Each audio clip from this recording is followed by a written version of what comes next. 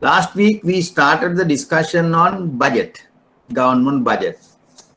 Because the government budget is a very important macroeconomic account that explains the economic health of an economy. Now, previous week we discussed national income. What is national income? What is GDP? How do you calculate the growth rate? How do you calculate the per capita income? Then the GDP deflator. So many things, and the theory behind this computing the national income, production method, expenditure method, income method. Now, like that, so that is national income accounting, and very important account. Now, government budget is also similar to this national income.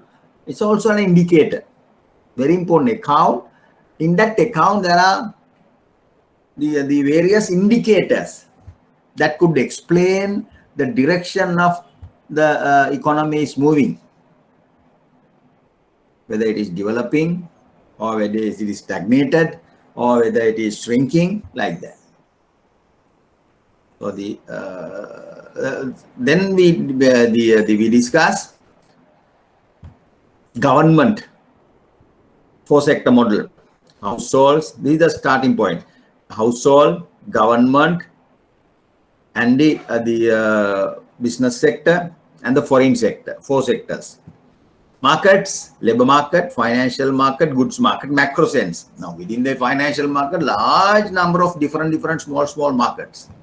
Resident bill market, resident bond market, and the primary dealer market, commercial banking sector, finance companies, insurance companies, different sectors, small markets. Goods market also, large number of markets. Foreign sector, again, import-export trade, there are a large number of players. Then government, now we are going to discuss the activities of the government. Why is that? Why do we need, before we discuss this thing, we should discuss, last week I could discuss this. Then the government, if you take a real economy, you can divide the economy into 2 key sectors, private sector and the public sector, or the government mainly. Public sector, in government, there are other semi-government sector, but a public, private, central government activities. Private sector take decisions. Private sector in the economy take decision in the free enterprise economic system using demand and supply forces. There's a higher demand for a particular good or service. Private sector trying to invest their funds in that sector, produce that good or service. Right? So there is a market right now. Recently, now still this market is there. Demand for mask and the sanitizers. Now every corner in the village, in the town, there are the private sellers. Sometimes they sell in small boutiques, or sometimes they sell in a small the van. So that is private sector. There's a demand. Demand is there, then they start producing that. 100 masks is now in Kadawat area is for 100 rupees. Very cheap, 10 rupee per mask, right? Sorry, 10 masks for 100 rupees, yes. 100 rupees, yes.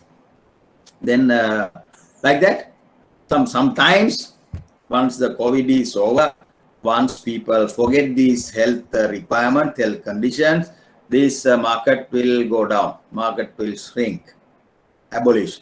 Then there will be another market. The market will emerge. Then private sector start producing that. Right? That is the private sector. Then the government sector. How does the government takes decision? For education, so much of billions. Health, billion, 100 billion. The defense, this much of. Then the education, this much. Highways, this much. Agriculture sector, this much. this allocation of financial resources. How does the government allocate resources? What is the mechanism? Government cannot go by demand forces, market forces, because there is a reason, strong reason. Government, why do we have a government? Why do we need a government in the economy? In the economy, and the economy without a government, only private sector. We can't. Every country, every society, every country has a government. Singapore, Thailand, India, USA, China, government is there. So government is a special unit. Private sector is there apart from that government. So therefore then government is a special entity. What do? Government provides public goods. Then you have two terms, public goods versus private goods. There's a difference between public goods and private goods. We need the government to provide public goods. Number one. Again, we need the government to look after the income and asset distribution of the country. Then the public goods. These are the two key roles of the requirement of the government. Private sector provides private goods. Government sector provides public goods. So what is the difference between private good and the public good? Private good. Let's say that the public good, the examples,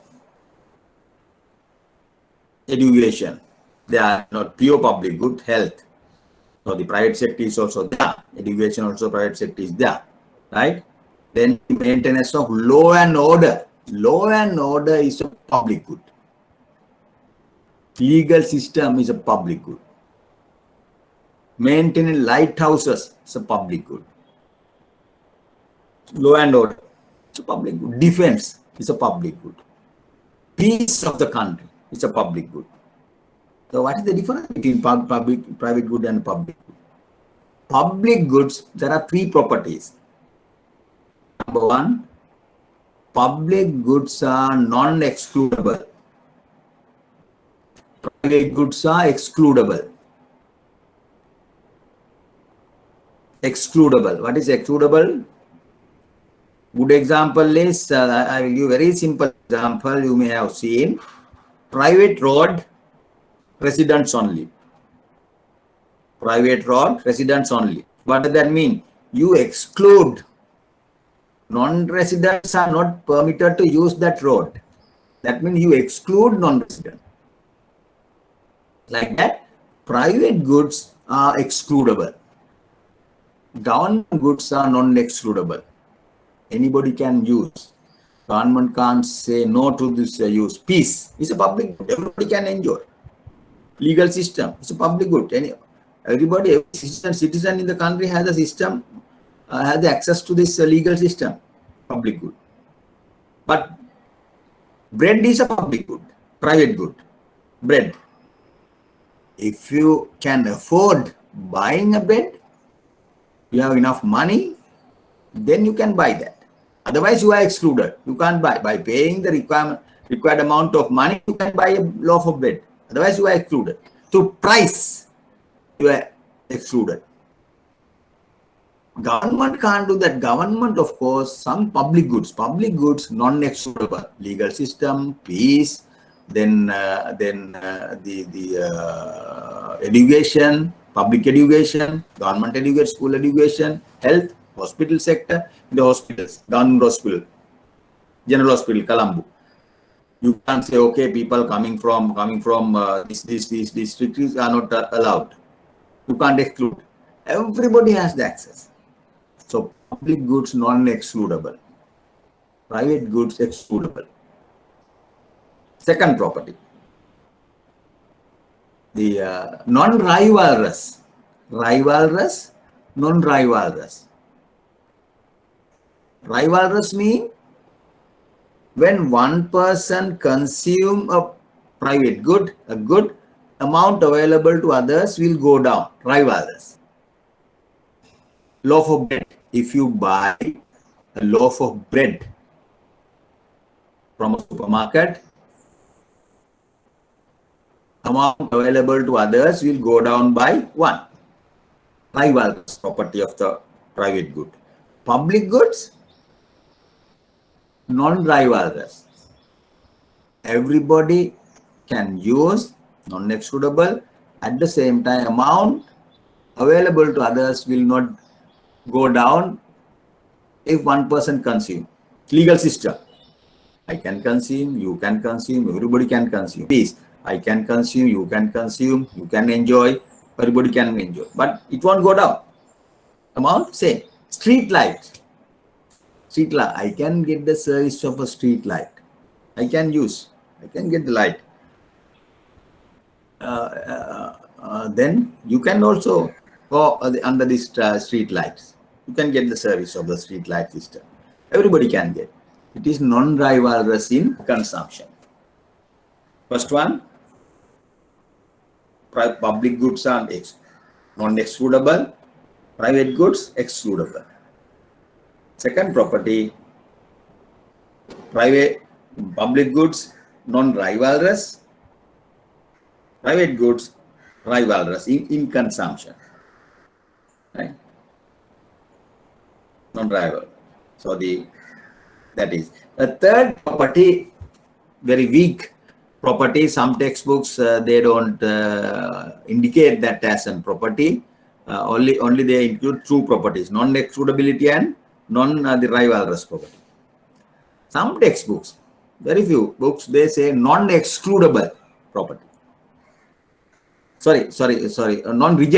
Non-rejectable property. I'm sorry. Non-excludable, non-rivalrous, non-rejectable. In the government sector, public goods, even if you don't like that good, you can't say no. Street lights, you don't like, I don't own, I can't sleep when there is a street light is there, right? But you can't say no, can't. You are not in a position to reject that. Legal system, peace, you cannot reject. No, I don't want peace. I don't want legal system. This legal system I don't like. But it is there. Non-rejectable property. Tsunami. Again, tsunami is non-rejectable.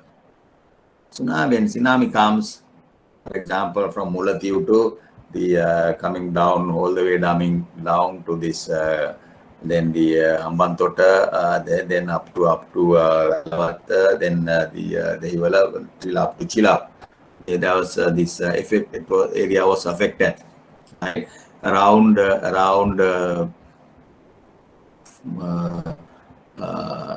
40,000, 50,000 people were killed. A number of the infrastructure facilities were damaged. Right? It is non-rejectable. Sometimes that's why I say there are some public. It is a public good. By that definition, it is a public good. You can't say no. Natural disasters, right? You can't say no, non-rejectable. But remember, main two properties of a public good is non-rivalrous property, non-excludable. But remember, there are some public goods, pure public goods satisfy both these properties. But there are some public goods, it is the non-excludable, but rivalrous. Take a motorways going from Colombo to Galle, motorway, not the highway, motorway. It is the non-excludable. Anybody can use that road.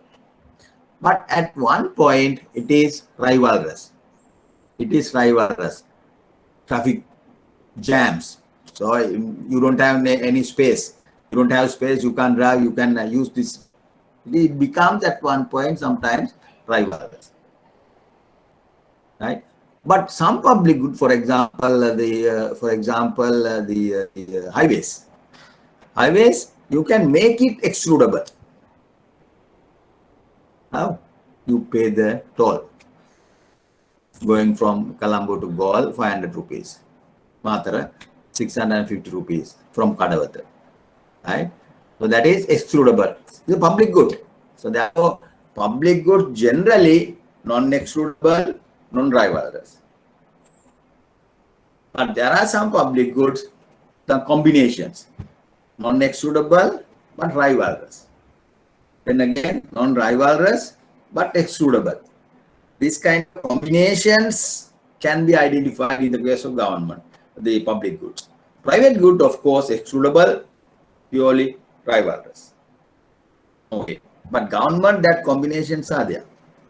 Okay, now the thing is to perform these duties, to provide these public goods,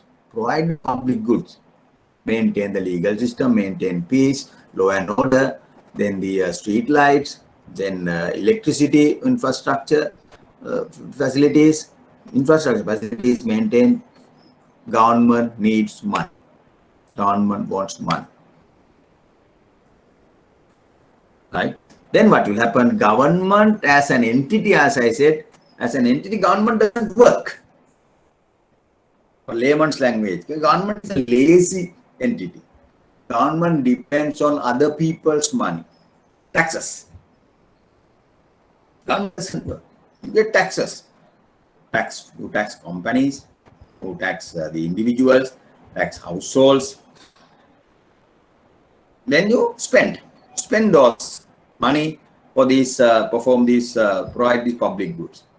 Then again, they have to maintain the second objective of the government is to provide, look after the income and asset distribution of the country.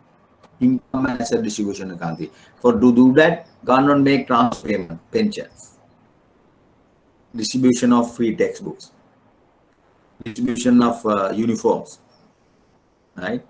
Then the various other facilities are given by the government to the household. That is, maintain the income and asset distribution. Because there are poor people, there are affected people. Then government has a responsibility, ethical responsibility to look after them. These are traditionally, these are the object of the government. But at the same time, some people argue, no, government, to maintain the income and asset distribution, government should intervene, imposing controlling the prices. Government can't do that. Government has failed. We have so many examples.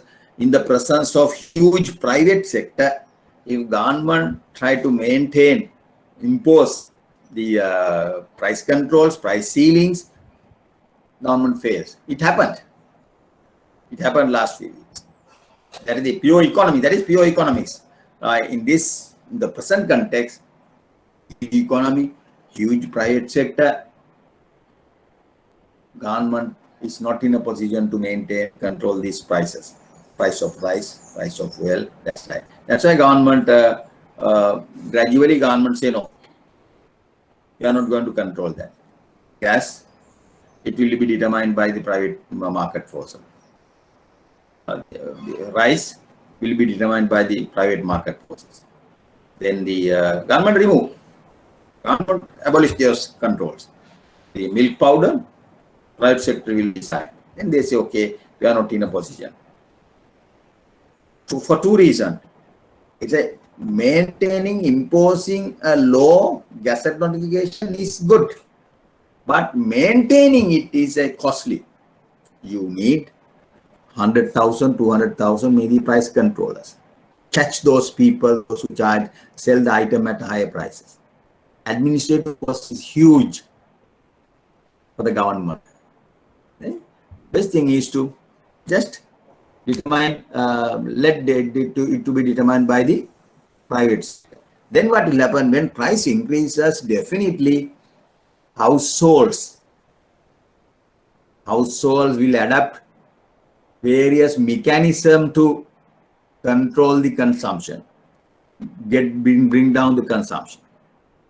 If petrol price increased yesterday, IOC increased the 92 octane prices, or 94 was 95 constant. Definitely, honorable the energy minister has announced that they are going to increase the Lanka the CPC prices also. Then what will happen when price increases?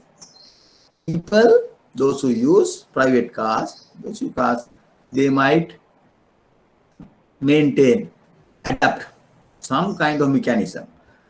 Number of trips decreases. Petrol consumption will go down. You will use your car only for very essential things. You cut those things. Various mechanisms. When gas price increases, you know that when gas price went up, the 1,429 to 2,700 something. Right? Yesterday we bought. Then what will happen? People will have to make some adjustments, cut the consumption. Now, yesterday I saw in the supermarkets, you have the kerosene oil lamps or kerosene oil cookers imported by Indians. Indian cookers are there. Huge separate shell is there, right? People will buy those things. So there's this kind of consumption cutting down, reduction will be there if government allow private sector to determine these prices. Right? You don't have, your income won't increase, the salaries won't increase, or you have to make some adjustments. Otherwise, you can't maintain your living standard. Right? There's things happen, right? Okay.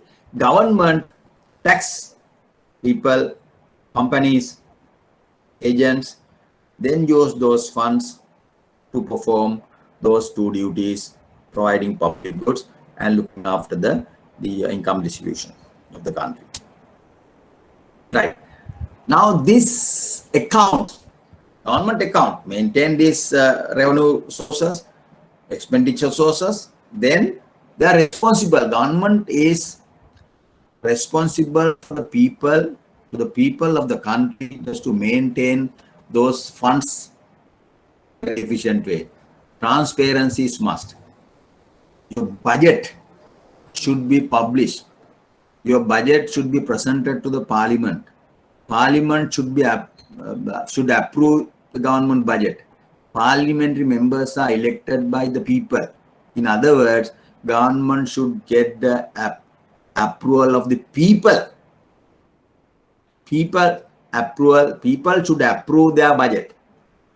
If budget is defeated, people say, no, we are not trusting you. Your budget is go away. Then the government will have to go for another election. Right? That is the private sector companies, banks, MAs, branding. They have their own budget. They presented that to the board of directors. But the government budget, allocation of resource allocation plan, how they use their revenue and the expenditure plan, should be approved by the people. Each and every one of us go and approve. So yes, I agree. No, you have to cut down this, you have to increase those allocations. No, we can't do that. We have elected on behalf of us. We have elected parliamentary members. Parliamentary members use the votes to approve them. That's all. Right. Now today's lesson is, that's the introduction. Today's lesson is the budget. November 12th is the budget day. Generally, November 6th was the budget day. This has been, November 6th has been the budget day for a Sri Lankan case, but they have they extended that to November 12th. Right? 12th. So finance minister presented the budget. Present the budget, revenue, expenditure, deficit or surplus. If there is a deficit, how does the government is going to finance this deficit? Borrowing, foreign borrowings, domestic borrowings, like that. Okay. So I think we discussed this. The two things. The budget is a plan. Future year. Now this year budget, November the 12th, Honorable Finance Minister will present the budget for the coming year, 22-23 financial year. 22-23 financial year, starting from 22 April to 23 March. For that financial year. Of course, his budget speech, you have some the numbers, revision of numbers, and the evaluation of the previous budget. 2021 estimates, 2021 problems, the revisions will be discussed, but his Mainly, his objective is to present the budget for the future period. The budget of the government is a planned estimate of the revenue and of the government expenditure for a given year future plan, with the financing plan on how deficit is financed or surplus is utilized. Right, blue-green budget. This, now every budget has a theme. Now 2018 budget, which was presented by Honorable the Finance Minister at that time, Minister Mangala Samaraveera. So here actually he demised actually last month, yes, due to COVID, right? Honorable the Finance Minister at that time was Minister Mangala Samaraveera.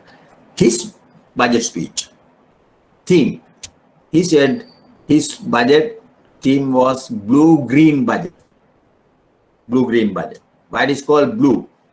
It is blue because we plan to integrate the full economic potential of ocean-related activities. Fishing, not only fishing, ocean-related activities. Tourism may be there.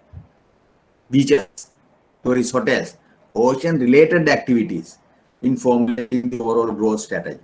That's why it is called blue. Then it is green. Green banking, green housing, green cultivation, right? Everything is green now. Greenhouse, right? The green environment. It is green because we build our economy on an environmentally sustainable development strategy. That's why it is called. Why is that? You shift from petrol vehicles to electric vehicles. Petrol or diesel three-wheelers to electric three-wheelers, cabs, environmentally friendly activities. Right? Green is the new concept. No pollution, less pollution. Green effect. Blue-green, that is the theme of that budget. The enterprise Sri Lanka will reawaken. That was the sorry.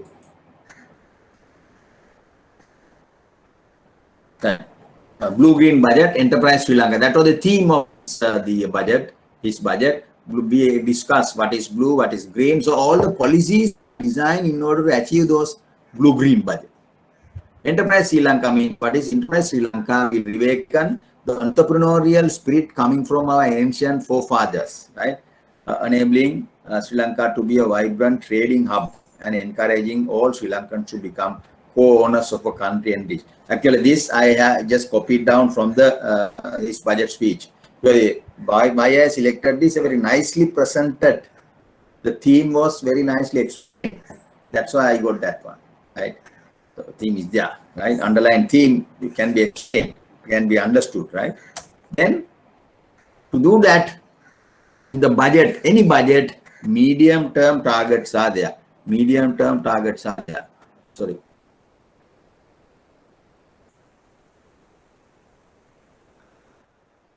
Targets to achieve those the objective of the budget.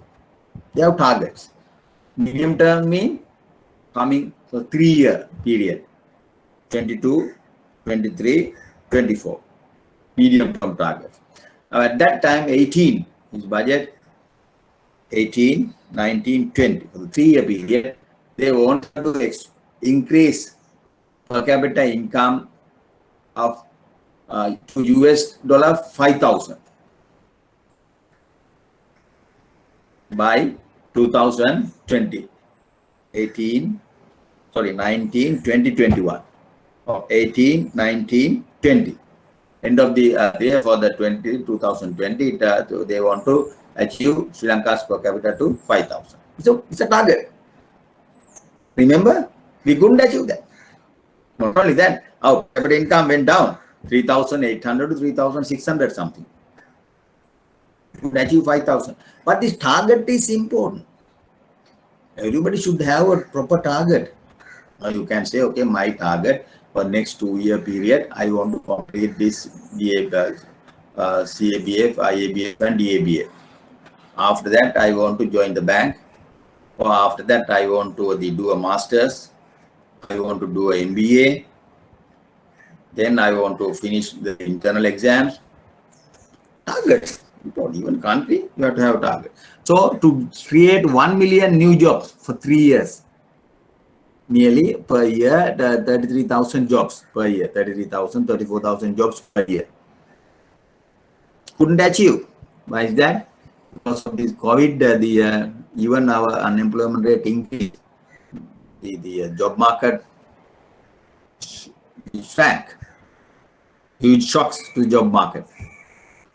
But the target at that time, given the normal condition, they want to achieve this. They have designed the policies to achieve 1 million new jobs for the next 3 years.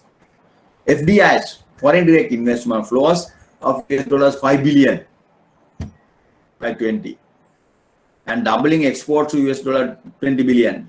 At the moment, it is 10 billion. Now, because of this COVID, it has gone down to 8 billion. Now, so they want to double. At that time, 18, it was 10 billion US dollars. They want to double to 20 billion. Target. GDP growth 5%. Couldn't achieve. It has now a negative growth rate. Minus 2.3, minus 3.5 growth rate. Negative by 20. Because there were some external shocks. External shocks were there. Inflation rate of around 6%. Budget deficit of 4.5% of GDP, but budget deficit, of course, it has increased 6%, 8% of GDP. These are the medium-term targets. Next one. Now, to achieve the targets, medium-term targets here, now that is the very interesting the philosophy is the idea behind it. First, you get the theme, then the targets, then the policies, strategies, development strategy. Import tax on electric cars will be reduced by at least 1 million. What is the reason? Green policy. From environmentally friendly policy, green policy. Import tax on diesel cars will be increased by almost 2.5 million. Green policy to achieve the green targets. Diesel cars, definitely have the pollution. Import tax on diesel three-wheel will be increased. Why is that? To cut down the consumption, buying of diesel three-wheel, and remove the encourage them to use the electric. 50 electric buses will be introduced to SLTB. Private bus operators will be incentivized to go electric. Incentives to the use of off-grid solar power, environmentally friendly. Waste disposal management initiatives will be continued. Groundwater monitoring will continue to ensure purity and safety of water. These are the strategies.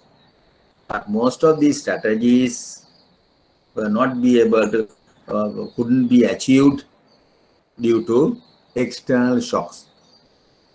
COVID, less exports, less foreign employment, less tourism, negative growth rate, the huge unemployment. But these are the reasons. But now this is a very interesting point to understand what are the strategies. Then you can, now this year, remember when you read, please listen to the finance minister's the presentation. What are the targets? What is the theme? What are the targets? What are the strategies? Right? Think about that. You might discuss this. Very interesting, right? What institutions are covered in the budget? That is very important. When you prepare the budget is prepared by the Treasury under the guidance of Minister of Finance, Treasury, General Treasury. Then what institution? They can't prepare the government budget for the MAS holdings or the brandings. No. You have to have your own institutions. What are these? All government ministries, departments and statutory boards, which are directly controlled by the General Treasury. National Housing Development Authority, CPC, CEB, they are getting some allocation from the budget, General Treasury. So these are the items, institutions coming under the budget. Ministry of Education, Ministry of Wealth, Ministry of Defense, large number of 2021, the ministries are there, right? The ministries allocation, right? Now in the annual report, you have these allocations are there. Allocations are there, public finance, central bank annual report. You have this, I can read out.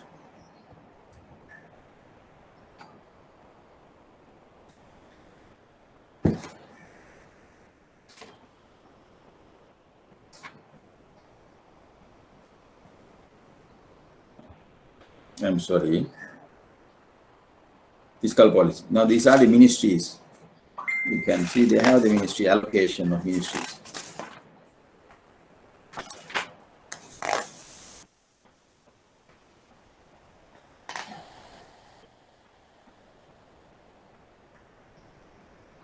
Yeah, you see, capital transfers to public corporations, then the ministries, you can see.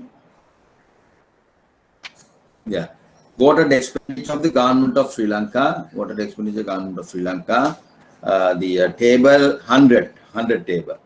HE the president, Minister of Buddha Sasana, Religious and Cultural, Minister of Finance, Minister of Defense, Minister of Mass Media, Minister of Justice. Then the government allocates an expenditure for this one. Minister of the Defense, Minister of the Highways, Agriculture, Power, Lands, Education. Education, for example, recurrent budget 102 billion, the 23 billion. Capital budget, right?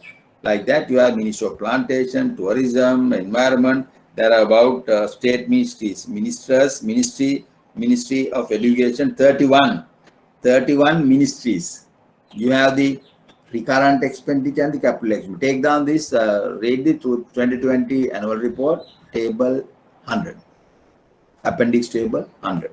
Then you have the state ministries from 31 to 71, 31, 41, 51, 61, 71. 40 state ministries. 40 state ministries, 30 ministries.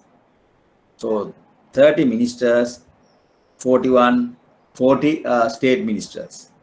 So they have the allocation. Government allocate salaries and wages, current expenditure this much, capital expenditure, capital improvement for your ministry this much, right? For example, the 2020 Agriculture Ministry capital expenditure 350 billion. Huge, for example, the Ministry of Finance got the huge allocation. The capital expenditure is 1.4 trillion rupees. The current expenditure 1 trillion. Then the education I said, like that you can go through these numbers, state ministries and this one. So that is ministries allocation. The Ministry of Finance supporter who is responsible for the preparation of the budget, General Treasury, and Central Bank also help. Central Bank sent September 15th annual report, confidential report is sent to the Ministry of Finance September 15th because the budget is on November. No? Then the central bank evaluation, their evaluation of the economy, their policies, proposed policies, it's a confidential report is sent to this treasury. Then that also the treasury use that confidential report when they decide the policies. Ministry of Finance supported by the Ministry of Finance. So there's the typo, means of the General Treasury and the Central Bank. Why is the government budget so important in the economy? I said, now again I have to remember. Why the government is so important for the economy? To provide public goods, legal system, law and order, peace, education, health, sometimes impure public good, pure public goods. Then it is the government is in any economy, government is the largest debtor in the economy. Government borrow billions of rupees. You take private sector company, you can't. Government as an entity, they can borrow, they can spend huge. Their total GDP as a percentage of total GDP, their total revenue is about 14%, huge. The government budget is important because in any economy, the government is the largest single income earner and the spending units, underline that. Any economy, not the brandies, not the mass, government. even in Singapore, even India, Fed Reserve, huge. The government budget is so important because in any economy, the government is the largest single income earner and the spending unit. Yes. In Sri Lanka, government's total revenue amounts to about 14.2% of the gross domestic product, GDP, while the expenditure amounts to 19.7% of GDP. Right? 14.2, that is in 2016, 19.7 GDP. I'll give the numbers, right? Since the government consumes a large percentage of income, its policies have a direct bearing on the economy. Construction activities, highways, school buildings, prisons, the hospitals, then conducting examination, conducting elections, like that. Everything. In this context, government budget and its budgetary or fiscal policies have an important place in the economy. Right. Then there are two types of economic policies for any economy. What are these policies? Fiscal policy and the monetary policy. Fiscal policies, the policies relating to the government budget. Monetary policy, the policies relating to the money and cost of money. Interest rate policy, money supply. Fiscal policy, policies relating to the government revenue, tax policy, expenditure policy, deficit financing policy. Fiscal policy is any conscious policy. Government purposely take that. Taken by the government to change the level and the structure of the revenue and expenditure of the government and the method of financing a budget deficit or utilizing a budget surplus. What are the policies? Policies relating to government revenue, mainly tax policy. Whether to increase corporate taxes, decrease corporate taxes, decrease personal taxes, increase GST, increase VAT. Expenditure policy. Whether to increase pension, whether to have the increase the contributory pension schemes, whether to increase the samurdhi payment. Samurdhi. You think about income distribution, samurdhi for poor people, like that. Then expenditure policy. Then the deficit financing. If there is a deficit, government deficit, expenditure higher than the revenue, there is a huge deficit. Then deficit, how does the government finance the deficit? Because in the budget speech, Minister of Finance, Minister should present all these numbers, revenue numbers for the coming year, expenditure numbers for the coming fiscal year, deficit, then most importantly, deficit financing. How are they going to finance the deficit? Borrowing, foreign borrowing, domestic borrowing, banks, non-bank. Foreign borrowings, either grants or loans. Right. The central bank submits now the process of preparing the budget. The central bank submits a special confidential report. Central bank at the September 30th, September 30th report, 15. Sorry. I'm sorry. Yes.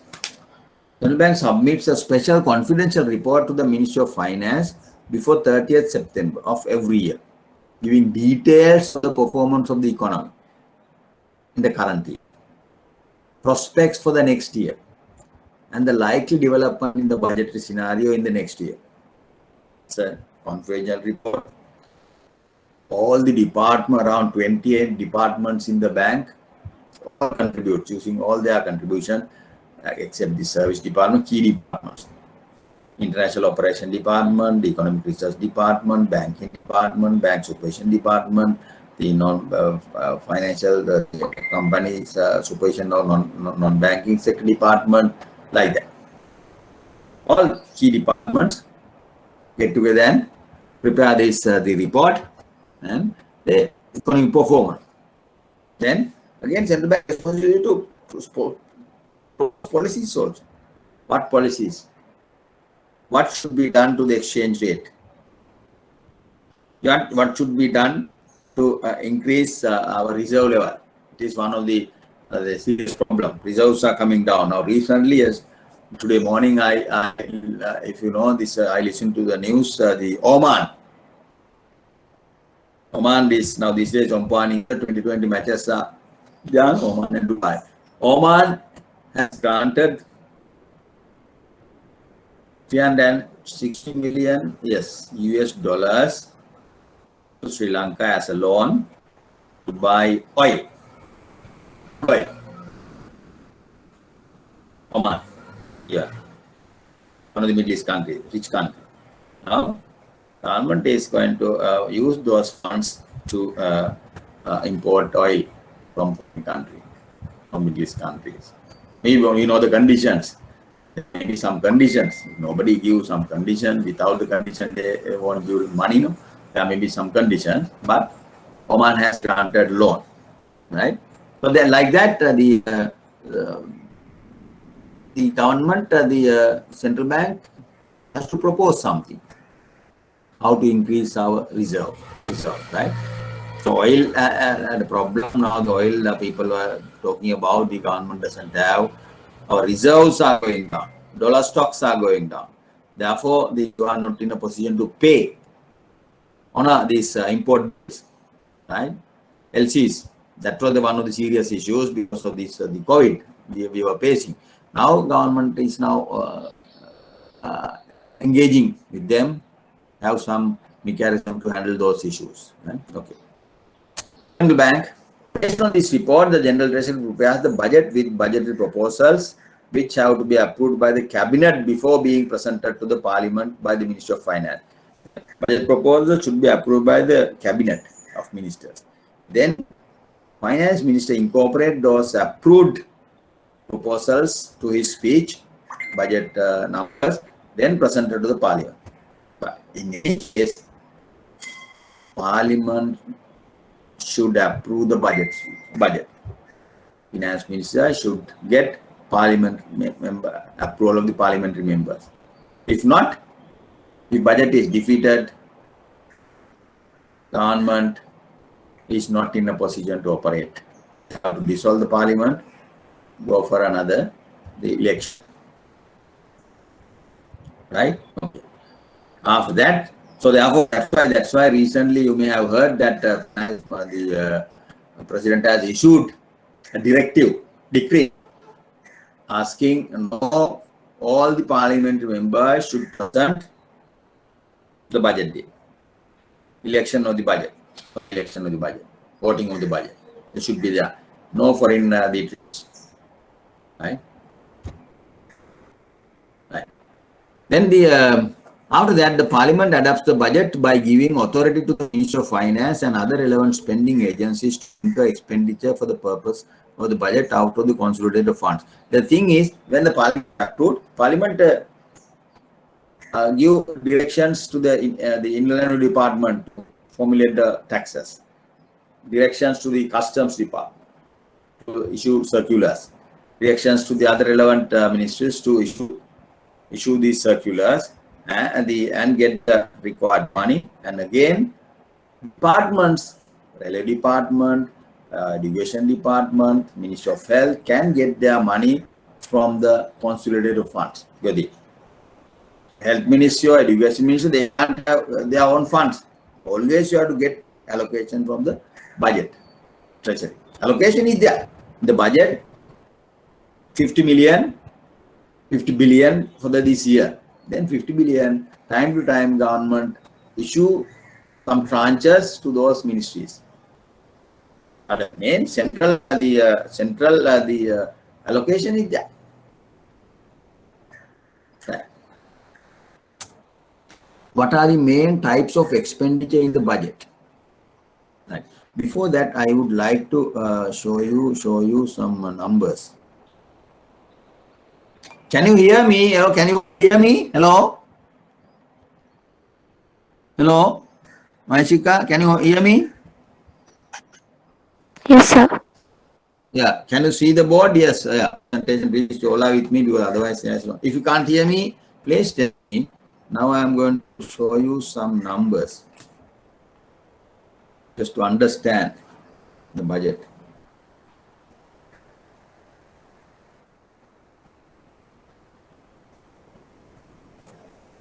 You can see.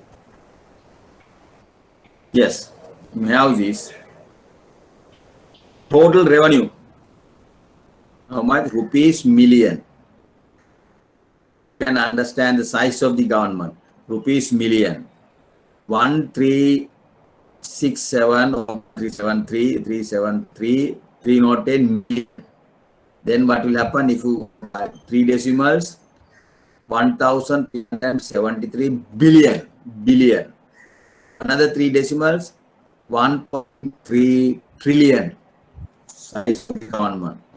No institution, no company has this size revenue. Expenditure, you can see 3 trillion.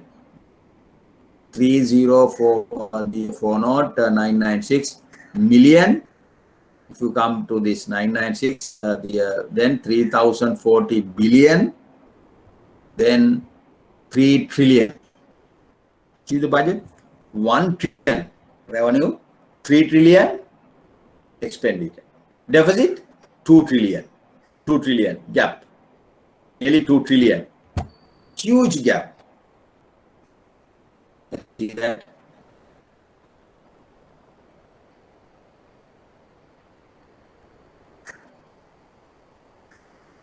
Overall fiscal balance. Balance is revenue minus expenditure. Nearly 1.667 trillion. 1.6 trillion gap between these two. Here there are various other the definition. Current account balance, primary balance. We'll come to this definition. But anyway, you can see the total revenue 1.3 trillion. Expenditure 3 trillion. Expenditure huge. It's a 3 times the revenue. That's a huge gap. Government will have this gap. We'll go to the other table now.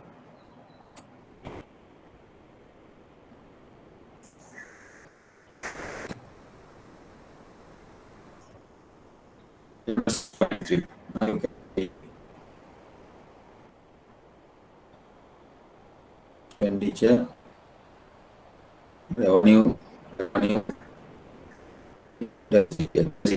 yes, total financing. Financing is deficit 1667688. Then the financing part, minus 1667. Then the finance part, the government has to finance this. You have to show these numbers to the parliament. Parliamentary members. That means you have to show that to announce that to the people. If people doesn't approve, parliament doesn't approve, you can't implement your resource allocation plan. Then total financing, now this the 2020 plan was to get about 1.1 trillion from the domestic foreign financing, but 19 it was 142 billion foreign, 896 billion domestic. Domestic mean EPF, ETF, banks, central bank. Domestic. Foreign financing, foreign loans, foreign grants. This expectation now this year also, minister will present, this is the deficit. Definitely there will be huge deficit. This is how we are going to finance. We expect to get so much of money from the Oman, from the China, from other country, or the ADB, World Bank. So sometimes the bilateral lending agencies are, or you can borrow money from the market rate. At market rate you can get that. Or domestic sources, EPF, ETF, borrowing. Then you fill the gap. Minus 667 is a deficit, plus 167. You find the resources to finance the deficit. That is the deficit financing. We count these numbers time. Okay.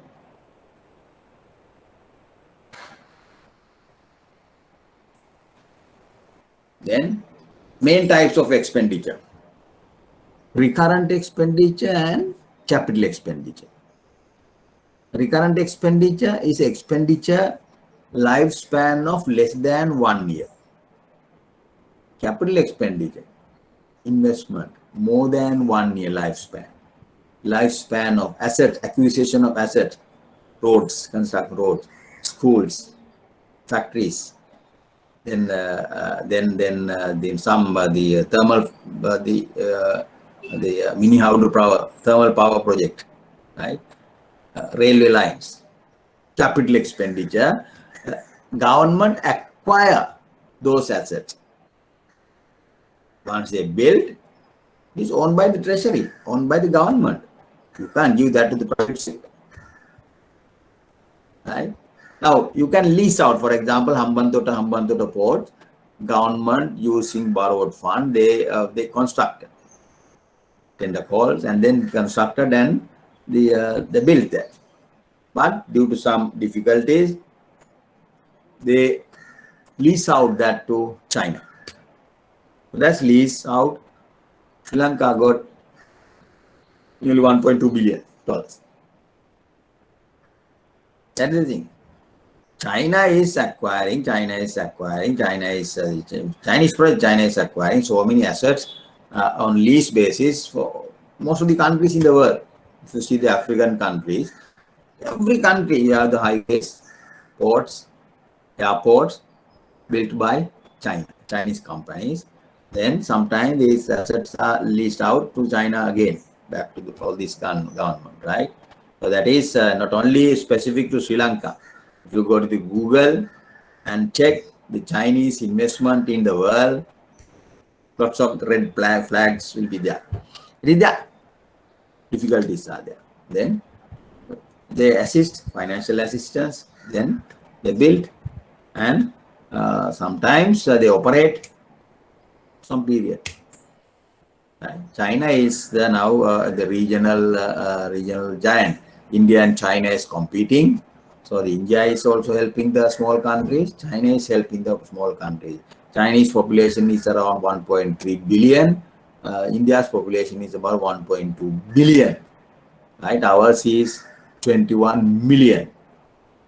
Nearly about 1/100th of this China and India in terms of population.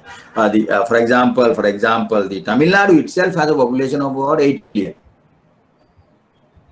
1/4 or 4 times the Sri Lanka, right? Population. Okay. Then, what are the sources of revenue? Now we have discussed briefly about the revenue sources. Taxes.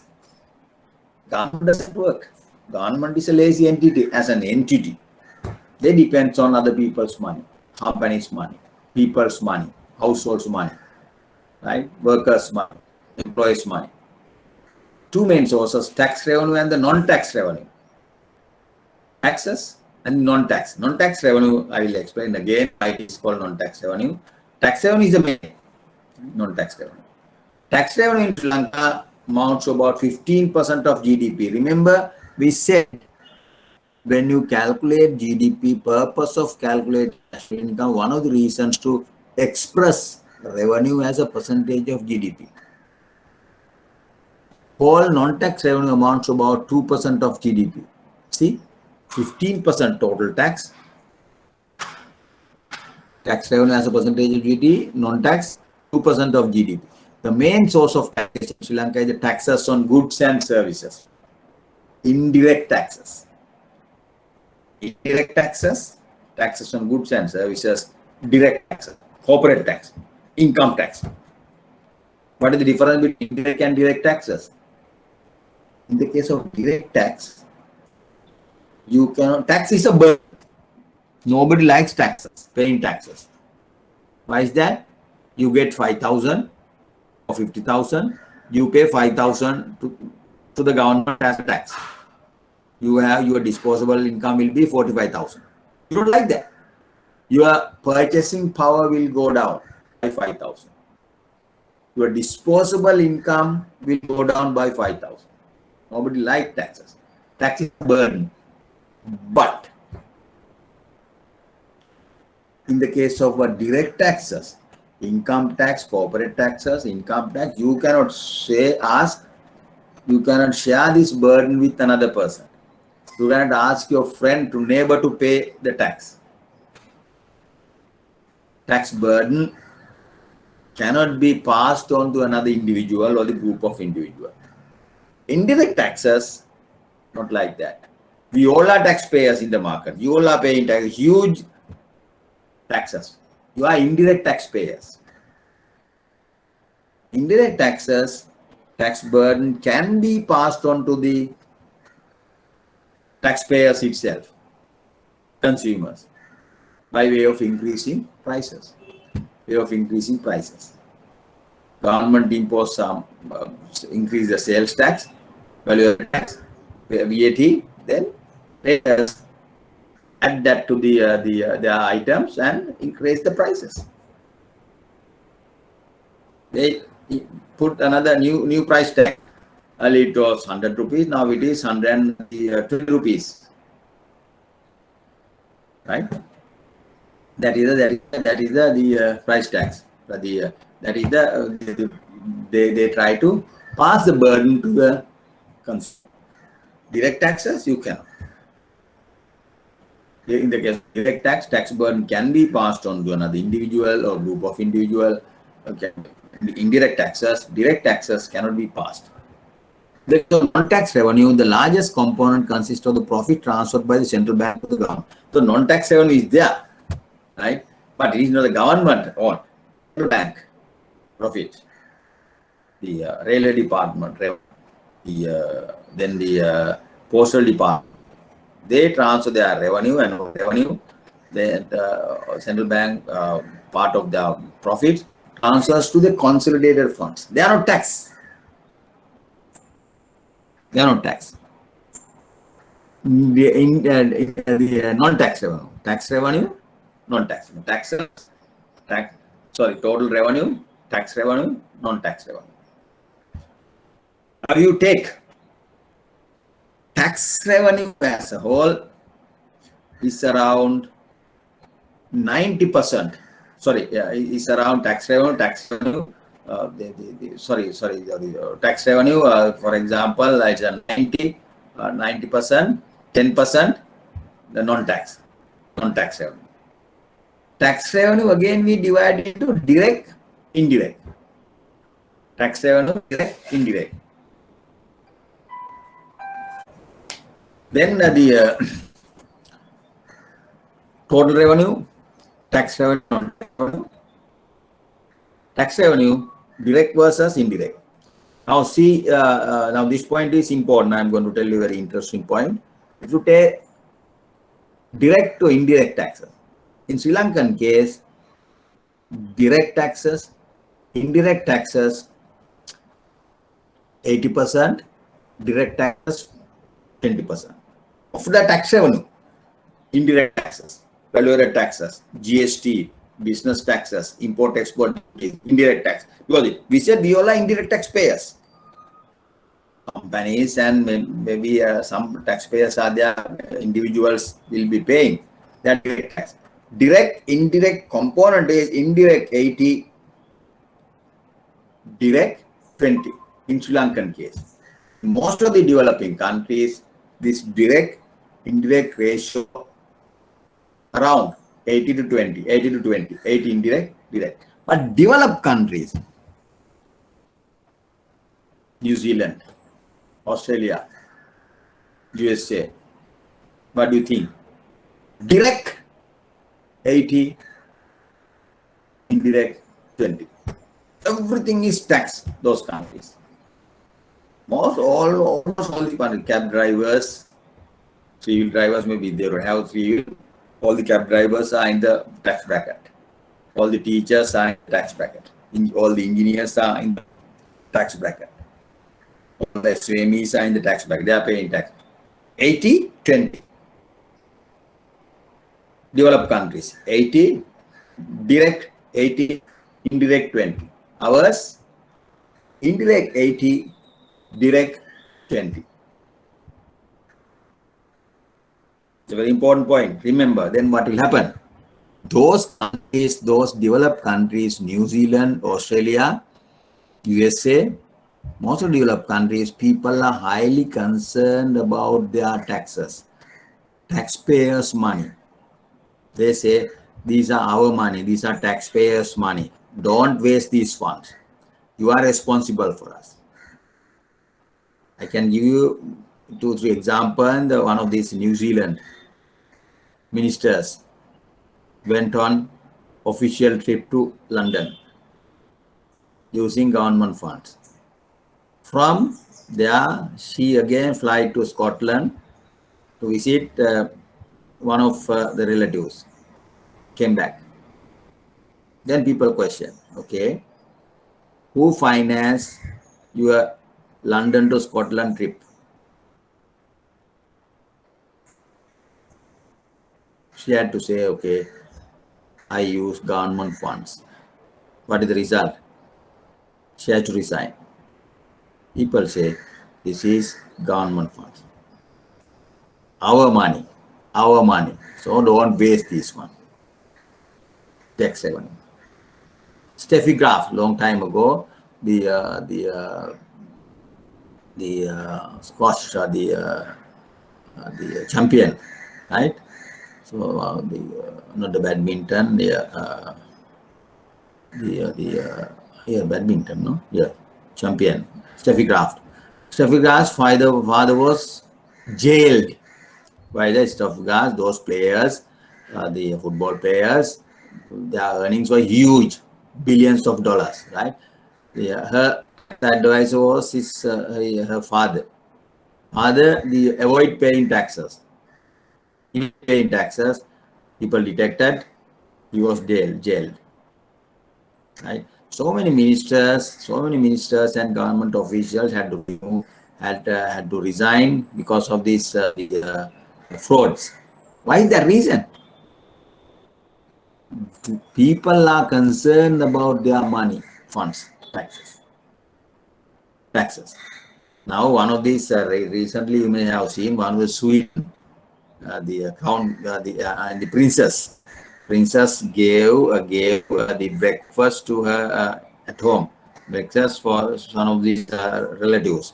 25 or 40 people were there. Very small sum of money was spent.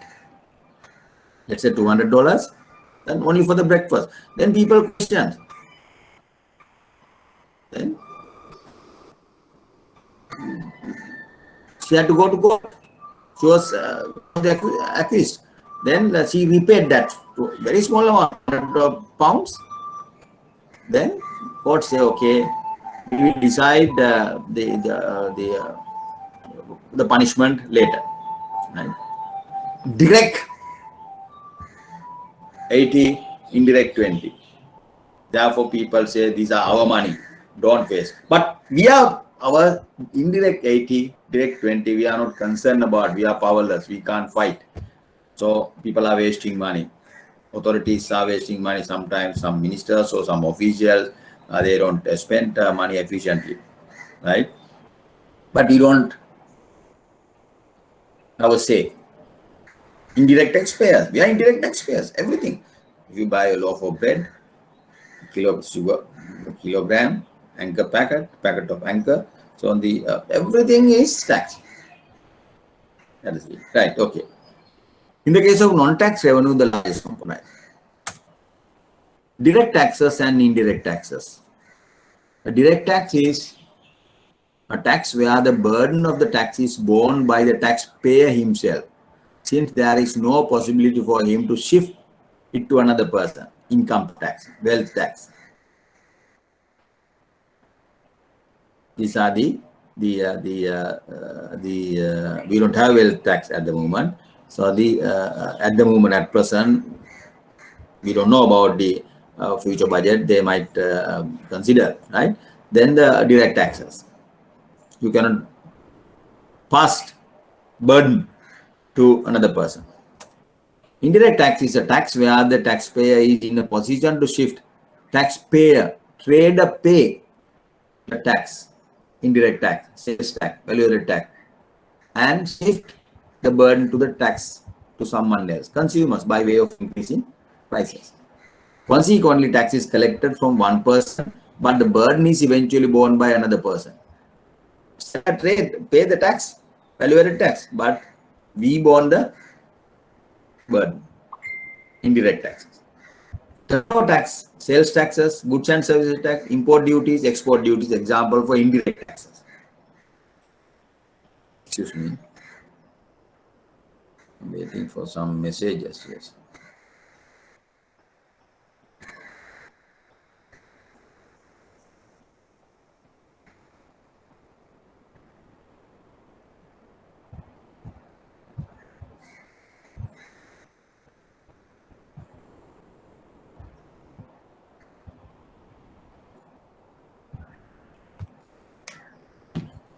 Right. In Sri Lanka, indirect taxes account for about 78%. I said 70, I said 80-20 ratio. Tax revenue, while the balance is generated by direct taxes, 80-20. That is 78 and the 22. 80-20, 20-80. 80-20, 20-80. In the developed countries, indirect taxes 20, direct taxes 80, but ours, indirect taxes 80, direct taxes 20. Right? Okay. The following are the reason for the low percentage of direct taxes. Now people ask, give me a word. Why does the government indirect these value-added taxes, sales taxes, and make those things expensive? Sugar, the flour, then the milk powder expensive by imposing taxes. Why can't they tax rich people, rich companies, right? And get money. So the usually that is the traditional. We have this argument. We have heard. Right, that the government put the light to developed countries. They are the rich people, rich people. So the we discuss direct versus indirect. Direct taxes cannot be passed on to individual, but indirect taxes can be passed on to individuals. In Sri Lankan case, we said direct taxes around the 20, indirect taxes around 80. When compared to developed countries, it is other way around. Direct taxes 80, indirect taxes 20, low percentage. Ours is indirect taxes 80. Then we discuss the difference between direct taxes and indirect taxes. Indirect taxes, the tax burden can be passed on to the individuals. Direct taxes cannot be passed on to individuals. Income tax, wealth tax, right? But the indirect taxes can be passed on to individuals or the consumers by way of increasing prices. Our indirect taxes 80%, yes, that we'll discuss. Why? Then we discuss why we can't increase direct taxes. Some people argue increase direct taxes. Why do you increase the VAT or the sales taxes? Right? We are poor, our low per capita income. Majority of people are not paying taxes, exempted from paying taxes. Then the money income versus kind income. Some people, some companies, right? They give the employees the income in kind. Tea is served, lunch is served, transport is provided, medical benefits are provided. These are income in kind. So therefore, you can't tax those people. Unless some countries they do, you calculate the monetary value of those income in kind and add that to the income. You're supposed to add that those value of the income in kind, the income, and calculate income, then pay the tax. The tax machinery is covering all the potential taxpayers. It's not, and this was the last point we discussed. Yes. Ideal tax rate of a country. Can you hear me now, please? Can you hear me, Maisha? Hello? Yes, Can you hear me? Okay. yes, sir. Okay, right. Yes, okay. What would be the ideal tax rate for a country? Ideal tax rate, 10%, 20%, 15%? Your take, right? Then now in Sri Lankan case, the current income tax rate is, tax is individual, you calculate your income coming from the salary, then investment income, then if you have business and other income, Add all these incomes: employment income, investment income, other income from other sources. Add all this income. Let's say it's about income is about let's say the 5 million. Then annual income is 5 million. Then there's a tax exemption up to 3 million. You are not up to 3 million rupees. You need not to pay taxes, non-taxable. Then from 5 million annual income, you deduct 3 million. What is the balance income? 2 million. Then from this 2 million, again you have slabs. First 1 million this month, next million this month, next million this month. Like that, you have the tax basis 30%. Up to next 3 million, right? Up to next million, 30%. More than that, tax base increases. Tax a regressive tax. The tax rate increases. Calculate total income. Let's say total income is 5 million. Deduct non-tax, the tax-free income, 3 million. Then you get 2 million. 2 million is taxable income. It's called taxable income. You pay taxes to that one. That also there are some steps. First million this month, next million balance, next million this rate, balance next million this rate. Like that, you have the base tax, the brackets, different rates. This rate increases with the increase in income. Right. So therefore, a tax is compulsory transfers, yes, the private sector to the government. Hence, to the extent of the tax paid, the private sector has to sacrifice resources. In such situation, high tax revenue measured as ratio, disincentive effect on working in the ideal tax rate. Tax is a burden. Ideal tax rate, then they ask, what is the optimal, most feasible, the best tax rate? Very difficult to achieve. Very difficult to achieve. It depends on large number of factors. Country's per capita income, income of the people in the bracket, percentage of people in the tax bracket, then the incentives, like that. Okay? It's very difficult. Now they say, consequently, a government should not try to tax too heavily its people. Why is that? It's a burden. It's discourage people working. If your income is 100% tax, what will happen? You get 50,000. You pay 50,000 to the government. Take home pay is 0. 100% tax rate. If it is 50%, you get 50,000. 25% pay to the government, and your take home pay is 25,000. Again, higher the tax, higher is the disincentive to the people. Right? Consequently, a government should not try to tax too heavily its people.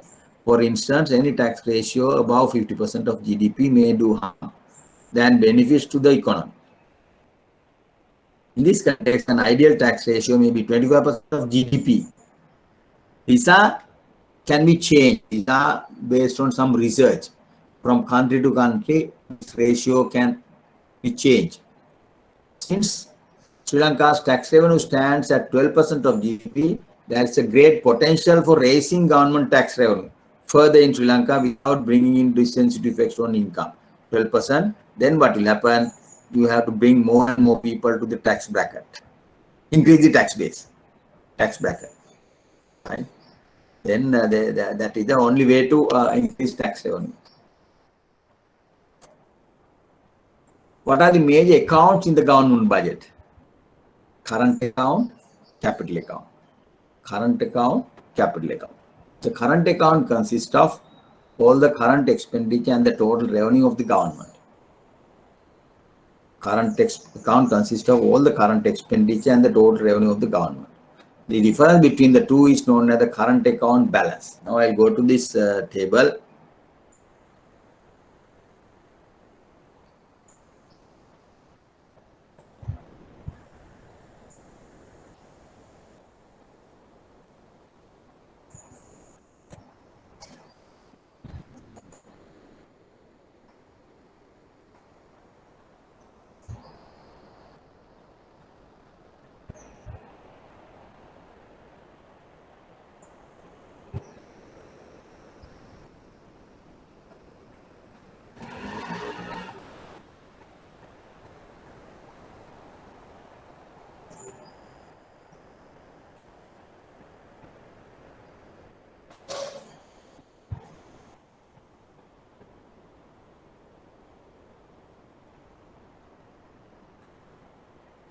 Right. Now you can see the current account balance. Current account balance is, now we have current account balance. What is current account balance? Current account balance is defined as total revenue 1367 minus current expenditure. 1367 minus the 2548 recurrent expenditure. For example, total expenditure revenue is total revenue is one. I'll do that. 1367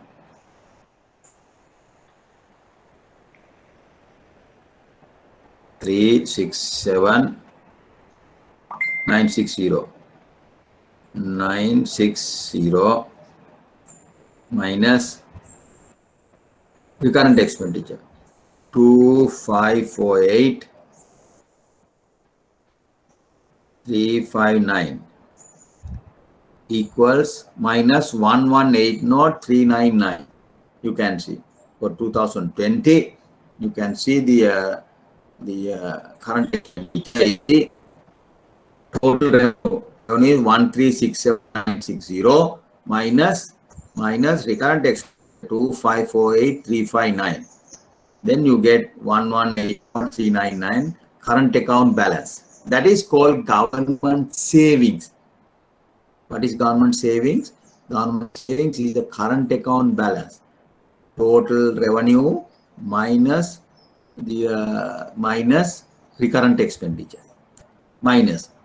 Then what will happen? You see, government savings is negative. Government does not save, dissave. So you can't say it is bad. The government dissavings mean government has to attend their responsibilities, commitments. 1180 dissave, providing public good, providing public goods, giving after the income distribution, asset distribution, like that. Right? It is of course the savings. Household saves, government dissave. Understand? Okay, now you can see current account balance. That is current account. I will go to this other.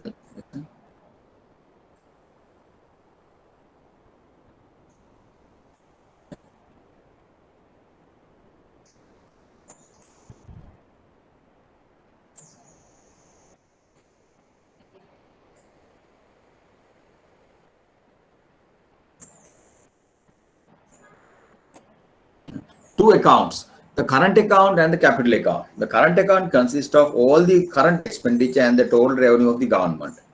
The difference between the two is known as the current account balance. It is also called government savings. This balance represents the extent to which the government would generate savings or dissaving. In our case, it is dissavings. Government doesn't save. Minus 11880, 1.8 trillion savings in the government budget. Any surplus in the current account is a situation where the government has savings in its budget. A deficit, on the other hand, is a situation dissavings, right? In our case, government current account balance is negative for a long time. Government does not save at all. This saves, right? That is the problem, right? It is a problem, but at the same time you can give, but government the expenditure, the income, less than the expenditure, revenue less than the their expenditure, current expenditure, right? Now this current expenditure, difference between current and capital expenditure is current expenditure. For current expenditure, salaries and wages of the government employees, doctors, engineers.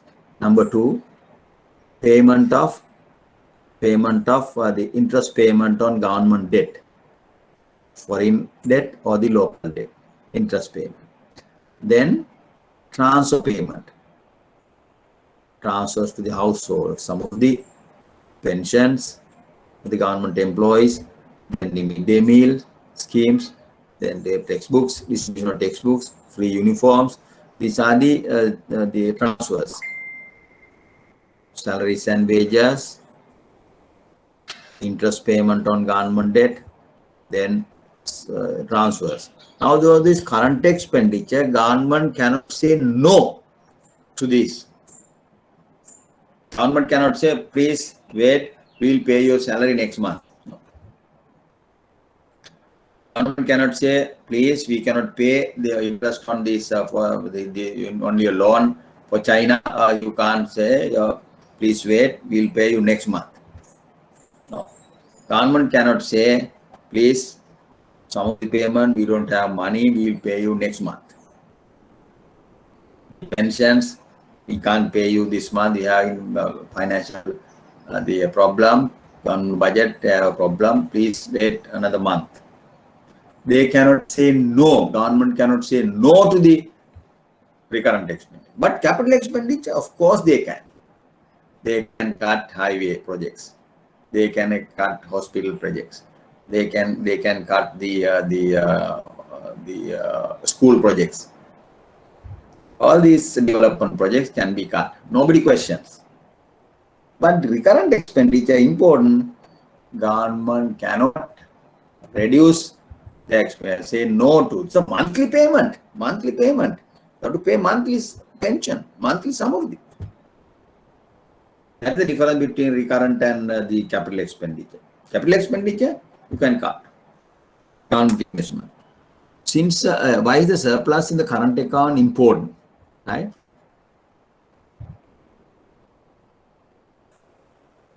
Surplus in the current account important for the government. Since the surplus represent government savings, current account, if there is savings, such savings can be utilized by the government to finance its capital expenditure or to reduce the outstanding debt. If you save, in Sri Lankan case, we don't have negative savings. If you save, suppose they have savings, you can use these savings to finance your projects, housing projects, road projects, school projects, hospital projects. That is one thing. Or you can use the savings to settle your outstanding debt. It is like the household savings. If you have savings, what can you do? What can you do? Savings. You can start FD. You can buy some shares. You can buy some treasury bills or treasury bonds. Right? That is your investment. Part of income. If you have savings, you have some financial assets. FDs, treasury bills, treasury bond, shares, financial assets. Or if you have already in debt, you can settle your debt. Government, if you have borrowed loan from the government, 3 million, you have some saving, you can settle that. Same thing for the government. If they have savings, either they can utilize these savings to finance the capital projects, investment projects, or they can settle their debt outstanding, interest payment or capital payment. That's why the surplus in the current account important for the government. But don't think that government should always save. No. Government savings can be negative. It depends on productivity. The productivity of that saving, if you save, right? They are doing some activities. There is no hard and fast rule to government to save. Don't save always. No. Can be saved, but you have to think about that. Other thing is, then you have in the problem, you can continuous this savings will be a problem. Household, let's say you save continuously for 10 years, 15 years, then a huge problem. But for 1 year saving, this savings, okay, you can manage next year. That's the thing. Long-term behavior of this savings is a problem. Long-term this savings will be a problem. In that case, all these problems comes. You have to money printing, you have to issue treasury bills, front, sell that to the central bank. When central bank purchase these treasury bills, central bank give an equivalent amount of money to the government, that is the money supply increases. these things, right? The savings, okay, for a short period, but for a longer period, it is bad. In Sri Lanka, government current account has been deficit in most of the year. Current account balance, saving, even if it is in surplus, such surplus have been low. Right? This indicates that the entirety of the capital expenditure has been financed by the government out of resources generated elsewhere, usually by borrowing. All the capital projects, port projects, highway projects, then the power projects are financed by borrowings, not the surpluses, not the money found, the savings generated domestically. That's the problem, right? And now from this point onward, I'll stop now because we are supposed to do up to 12:30, but I have to attend some work. So the next week we'll start this discussion again. And the numbers, I want to define some other numbers as well, other surpluses, other deficits, primary surplus, or the current account surplus, overall budget deficit or surplus. Please go through those numbers and have some idea about, do the calculations. Again, the Central Bank annual report, the 2020 appendix table 100, you can see the allocation of resources, financial resources for 30 ministries and 40 state ministries. Total allocation of resources done by the budget, right? Then you can see that. Please go through that table also. Well, we'll stop now. See you all next week, right? Thank you very much. Thank you. Hello. Thank you. Thank you.